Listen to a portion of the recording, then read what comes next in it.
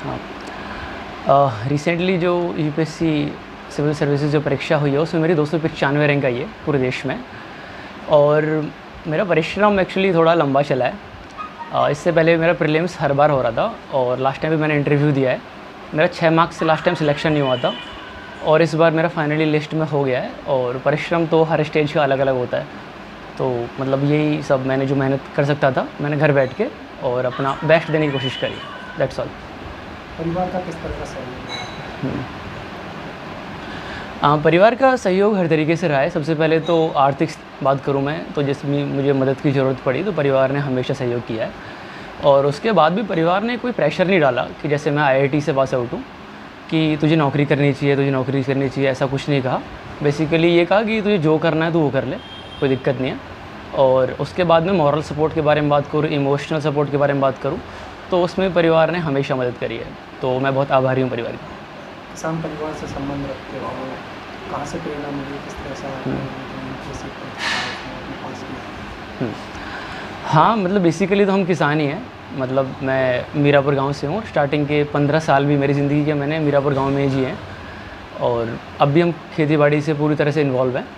और बात करूँ प्रेरणा की तो मतलब मुझे लगता है कि मेरी ज़िंदगी में मेरे जो दादाजी हैं तो वो मेरी प्रेरणा का स्रोत हैं। मेरे दादाजी गांव के सरपंच रहे 28 साल लगातार और मुझे उनसे बहुत कुछ सीखने को मिला और मुझे लगा कि मुझे भी इसी तरफ आना चाहिए। मतलब बीइंग अ सिविल सर्वेंट, मतलब सरकारी अधिकारी बन के, कि जिस तरह की मेरी एजुकेशन रही है कि मुझे उसी तरफ काम करना चाहिए। इसीलिए मैंने ये परीक्षा की तैयारी चालू करी। 12th की परीक्षा कहाँ से पास की है आपने, कब परीक्षा पास की थी, उसके आगे किस तरह से आपने परिश्रम किया, कौन कौन सी परीक्षाएँ आपने पास की? ओके। 2012 में मैंने 12th की परीक्षा पास करी धर्म पब्लिक स्कूल से और फिर मैंने आईआईटी का एंट्रेंस दिया। तो 2013 में मेरा आईआईटी में एडमिशन हुआ, आईआईटी धनबाद में, झारखंड में जो। और उसके बाद में मैं 2017 का पास आउट हूँ आईआईटी धनबाद से। और एग्ज़ाम उसके बाद एग्ज़ामिनेशन में मैंने कोई और एग्ज़ाम नहीं दिया। मैंने हरियाणा का दिया था, उसमें प्रीलिम्स क्लियर किया, लेकिन उसके बाद मैं हरियाणा का जो एग्ज़ाम होता है एसडीएम वाला, उसमें मैंने और एग्ज़ाम नहीं दिए क्योंकि मेरा मन यूपीएससी की तरफ था, इसलिए मैं इसमें लगा रहा। अब पास किए बच्चे ने यूपीएससी 295 रैंक है इसकी, मेहनत भी की है और घर वालों का सहयोग भी रहा है इसके और सबका कहना माना। जैसे किसान परिवार से वैसे हम प्रिंस ने यूपीएससी की परीक्षा पास की है तो किस तरह का माहौल है परिवार में?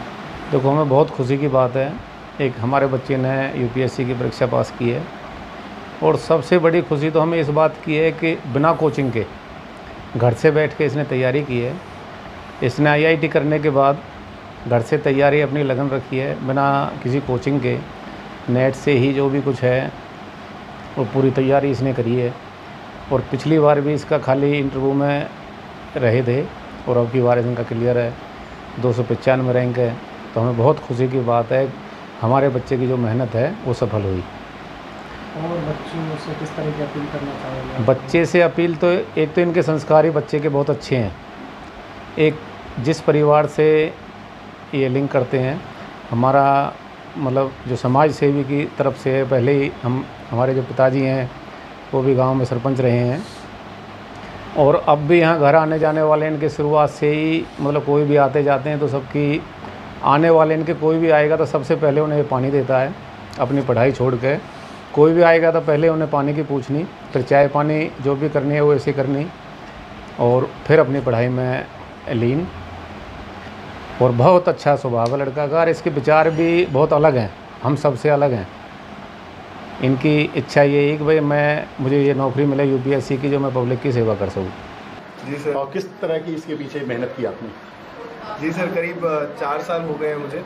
मैंने 2015 में ग्रेजुएशन करने के बाद 2 साल जॉब की थी। 2017 अगस्त से ये सफ़र शुरू हुआ और अब जाके सफलता मिली है मुझे।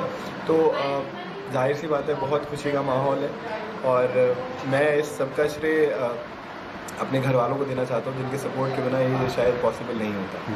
कितने घंटे की आप पढ़ाई करते थे? किस तरह की मेहनत है सफलता की?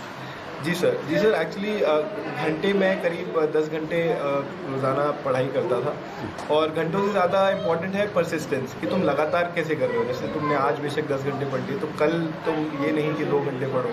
तो वो लगातार जो है ना, अपना अपना होता है लोगों का, कि कोई किसी उसमें रहता है, कोई थोड़ा कम में कर लेता है, लेकिन मोस्टली ऐसा रहना चाहिए कि कंसिस्टेंट रहो, परसिस्टेंसी रहनी चाहिए तुम्हारी तैयारी में। इससे पहले आपने जैसे हरियाणा के HCS की तरह यूपी में डिप्टी कमिश्नर बने, और फिर उससे उपलब्धि से आप खुश नहीं थे जो आप IPS की जो UPSC की परीक्षा में आपने 462 रैंक हासिल की है? जी सर, एक्चुअली तैयारी तो मेरी शुरुआत से UPSC के लिए ही थी। जो यूपी का वो था, वो मैंने एज अ बैकअप ऑप्शन के लिए ट्राई किया था, बट ये दोनों एग्ज़ाम UP और UPSC दोनों exam side by side he start हुए थे। UPSC थोड़ा कोरोना की वजह से डिले हो गया, पर हाँ, मैं अपने आप को कुछ किस्मत समझता हूँ कि दोनों एग्ज़ाम मैं निकाल पाया। घर में बधाई देने वक्त तांता लगा है, दोबारा से सब बधाई देने आ रहे हैं, कैसा लग रहा है? जी सर। और दूसरे स्टूडेंट्स को क्या संदेश देना चाहोगे जो आपकी तरह तैयारी कर रहे हैं लेकिन वो फेलियर होने या कर नहीं पाते हैं? अच्छा, दिक्कतें आ जाती हैं कई बार। जी सर, पहले तो जाहिर सी बात है बहुत खुशी का माहौल है, और दूसरा जो एस्पिरेंट्स हैं उनके लिए मैं यही कहना चाहूँगा कि परसिस्टेंस के साथ अपनी तैयारी कीजिए, लगातार मेहनत की बहुत ज़रूरत है। और दूसरी बात, फेलियर्स को एज अ स्टेपिंग स्टोन लेके उनसे आगे बढ़िए, उन पे ज़्यादा स्टक मत रहिए, उनसे सीखिए और अगले उसमें और बेहतर करने की कोशिश कीजिए। देखो तो एक्चुअल में क्या है, मोहित रावत स्टार्टिंग से ही बहुत होनहार लड़का रहा है और ये एक डिजर्विंग कैंडिडेट है, और इसने जो अपना UPSC क्लियर की है, ये हमें तो पहले से ही लगता था कि इसको ये करेगा ही और बहुत अच्छी ऊपर की रैंक लेकर आएगा। और पहले भी अब तक जो 3-4 एग्ज़ाम हुए हैं उन्होंने वो सारे क्लियर किए हैं। कल रात को हरियाणा का HCS का प्री का रिजल्ट आया था, उसमें भी इसने बड़े अच्छे नंबर लेके क्लियर किया, और मैं आशा करता हूँ ये आगे जो है और अच्छा करेगा समाज के लिए भी, और इसमें ये लक्षण दिखाई देते हैं शुरू से, और इसकी जो सफलता पे मुझे बहुत ज़्यादा गर्व है। खुशी का माहौल है आज पूरा? बिल्कुल, और सभी का, हमारे परिवार में, पूरे में, हमारी पाल में, रावत पाल में, सब में बहुत खुशी का माहौल है। तो ये तो बहुत बड़ी खुशी की बात है, परिवार बहुत खुश है, और हम तो यही चाहेंगे कि हर बच्चा इतनी कोशिश करके, सब बच्चे इतने अपने माँ बाप को खुशी देंगे तो बहुत ज़्यादा खुशी होगी मुझे भी। पर कुछ बच्चे ना वो जन्म से ही बड़े होशियार और समझदार होते हैं, तो ये मोहित रावत उनमें से एक था। आपको कैसे इसका अंदाजा हुआ पहले से? मुझे ऐसे अंदाजा बच्चे का शुरू से पता लग जाता कि बच्चा कितना कुछ करता है, तो इसमें सारी ईमानदारियाँ थी, इसने कभी झूठ नहीं बोला, ये कभी कोई ऐसा काम नहीं करता था, तो उससे हमें अंदाजा हो जाता बच्चे का। तो दूसरी माताओं को क्या संदेश दोगे ताकि उनके बेटे भी इस तरह मुकाम हासिल करें? मैं ये संदेश दूंगी दूसरी माताओं के लिए, पहले तो मैं उन्हें मुबारकबाद दूंगी। हर माँ अपने बेटे को ऐसा ही बनाए, हर माँ का बेटा ऐसा ही बने और उनकी परवाह करे। बहुत अच्छा ये सुझाव है उनके लिए कि वो पूरी कोशिश करें कि अपने बच्चे का साथ दें। बुरी आपके घर में दोहरी खुशी दूसरी बार आई है, 2-3 महीने पहले भी इस तरह की परीक्षा पास करी, फिर ये खुशी आई है, खुशियों का माहौल बना है, तांता लगा, क्या कहोगे? मैं बहुत खुश हूँ, मेरा परिवार मेरे साथ है, मेरे सास ससुर देवर दुरानी मेरी ननद सब परिवार मेरे साथ है। मैं बहुत खुश हूँ, बहुत खुश। परमात्मा सबको इतनी खुशी दे, मैं तो यही कहना चाहूँगी। ठीक। अरे यूपी की परीक्षा में, अब यहाँ पे UPSC की परीक्षा में IPS जैसी रैंक हासिल की है। खूब नाम रोशन करो मेरे बेटा ने, घाटा ना छोड़े पोते ने, खूब अपने परिवार को नाम ऊंचा करो मेरे पोते ने।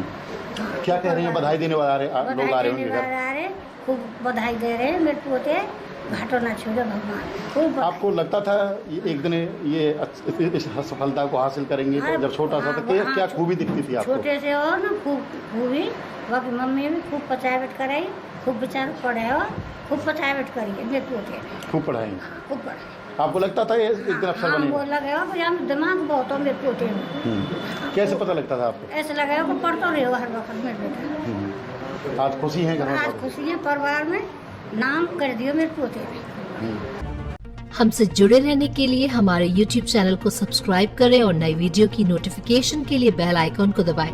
अगर आप ये वीडियो Facebook पर देख रहे हैं तो लाइक जरूर करें और ज्यादा से ज्यादा शेयर करें। धन्यवाद।